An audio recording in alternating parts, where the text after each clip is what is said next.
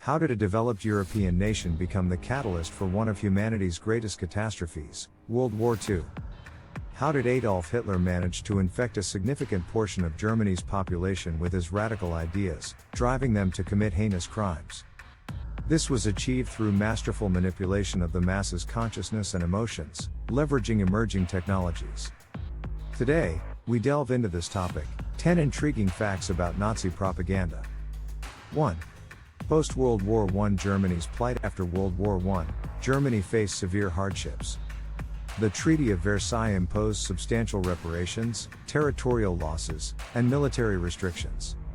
This led to economic turmoil, unemployment, and widespread poverty. Returning German soldiers felt betrayed, having risked their lives only to find the nation in worse condition. One such soldier was Corporal Adolf Hitler, whose wartime experiences began shaping the ideas he later spread nationwide. 2.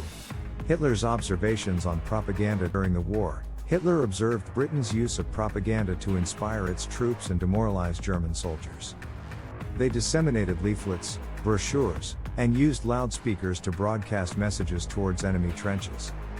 While Hitler deemed British propaganda clumsy, he recognized its immense power, a relatively new weapon at the time. 3. Influences from Soviet propaganda. Before World War II, Nazi pilots trained in Soviet flight schools.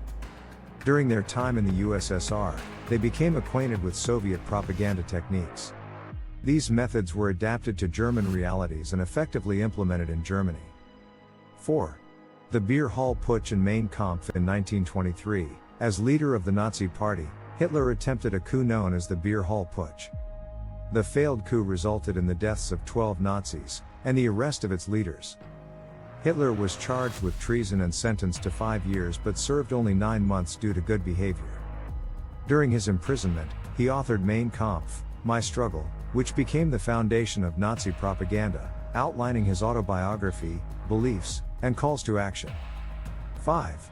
Joseph Goebbels, the mastermind of Nazi propaganda. Joseph Goebbels, appointed Minister of Propaganda in 1933, refined and wielded this tool with such skill that his principles are still studied today. Born into a middle-class family, Goebbels was of slight build and had a leg ailment requiring a brace, causing a lifelong limp. Despite not fitting the Aryan ideal, he became one of Hitler's closest associates. Goebbels joined the Nazi Party in 1925. Initially aspiring to be a writer but finding his calling in propaganda. He quickly showcased his talent for crafting emotionally resonant texts and was a brilliant orator, on par with Hitler.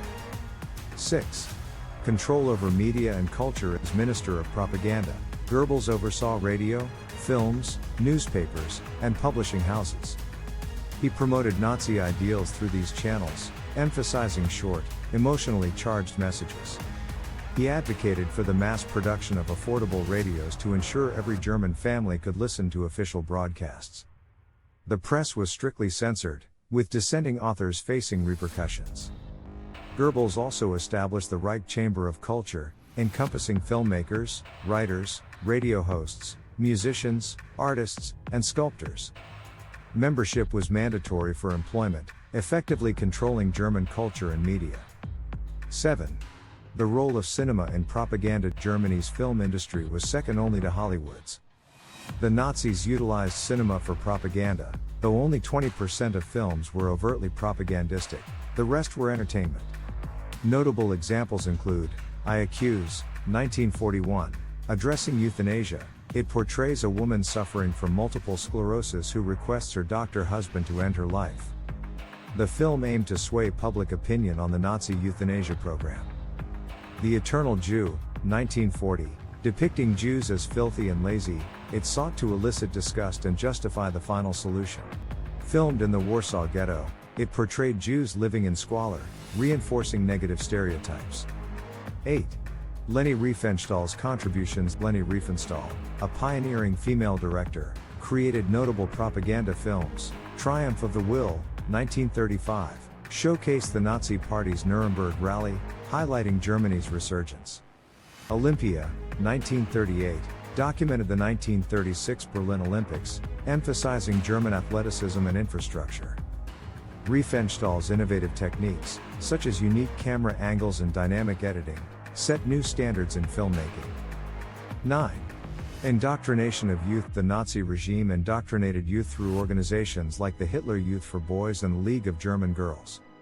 These groups combined leisure activities with ideological training, instilling notions of Aryan superiority and loyalty to Hitler. Schools reinforced these ideals, integrating Nazi theories into subjects like biology and history. Dissenting teachers were removed, and students were encouraged to report criticism of the regime. 10. Hitler's oratory skills. Hitler's speeches are prime examples of mass psychological influence. His oratory prowess allowed him to convey Nazi ideas to millions, bypassing critical thinking by appealing to emotions.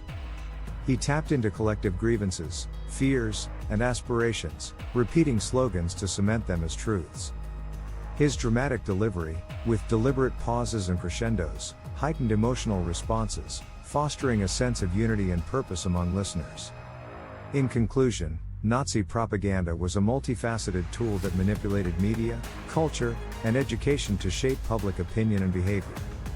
By controlling information and appealing to emotions, the regime garnered support for its radical and destructive policies.